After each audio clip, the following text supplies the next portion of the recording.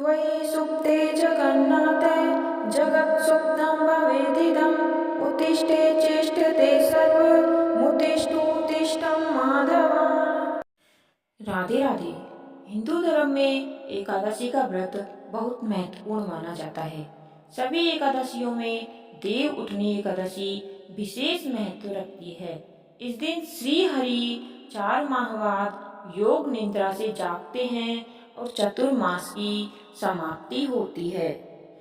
मान्यता है कि देवउठनी एकादशी का व्रत करने से मोक्ष की प्राप्ति होती है। जातक मृत्यु के बाद वैकुंठ धाम को जाता है।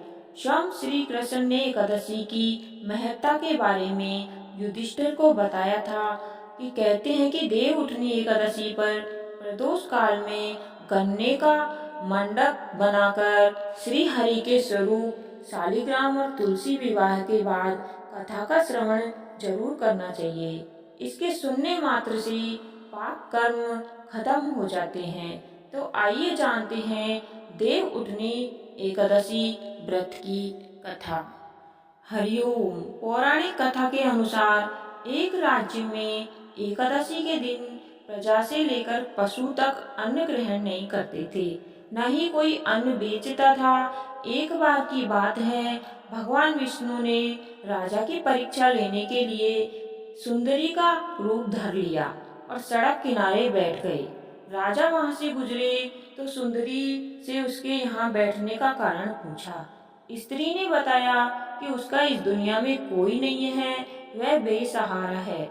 राजा उसके रूप पर मोहित हो गए और बोले कि तुम मेरी रानी बनकर महल में चलो। सुंदरी ने राजा की बात स्वीकार कर ली, लेकिन एक शर्त रखी कि राजा को पूरे राज्य का अधिकार उसे सौंपना होगा और जो वह बोलेगी, खाने में जो बनाएगी, उसे मानना ही होगा। राजा ने शर्त मान ली। अगले दिन एकादशी पर सुंदरी ने बाजारों में बाकी दिनों की तरह अन्न बेचने का आदेश दिया। मांसाहार भोजन बनाकर राजा को खाने पर मजबूर करने लगी। राजा ने कहा कि आज एकादशी के व्रत में मैं तो सिर्फ फलाहार ग्रहण करता हूँ। रानी ने शर्त याद दिलाते हुए राजा को कहा कि अगर यह तामसिक भोजन नहीं खाया तो मैं बड़े राजकुमार का सिर कटवा दूंगी। राजा ने अपनी स्थिति बड़ी रानी को बताई। बड़ी महारानी ने राजा से धर्म का पालन करने की बात कही और अपने बेटे का सिर काट देने को मजबूर हो गई। राजकुमार ने भी पिता को धर्म न छोड़ने को कहा और खुशी खुशी अपने सिर की बलि देने के लिए राजी हो गए। राजा हताश थे और सुंदरी की बात न मानने पर राजकुमार का सिर देने को तैयार हो गए। तभी सुंदरी के रूप में भगवान विष्णु ने उन्हें दर्शन दिए और कहा कि ये तुम्हारी परीक्षा थी और तुम इसमें पास हो गए। श्री हरि ने राजा से वर मांगने को कहा। राजा ने इस जीवन के लिए प्रभु का धन्यवाद किया कि अब मेरा उद्धार कीजिए। राजा की प्रार्थना श्री हरि ने स्वीकार की और वह मृत्यु के बाद वैकुंठ की प्राप्ति हुई। हे श्री हरि भगवान, जैसे राजा को वैकुंठ की प्राप्ति हुई, वैसे हम सभी को वैकुंठ में जगह देना।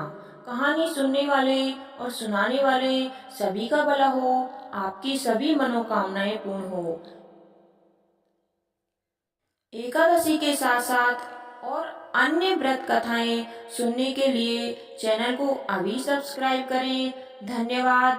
आपका दिन शुभ हो। आप सभी को देव उठनी एकादशी की हार्दिक शुभकामनाएं।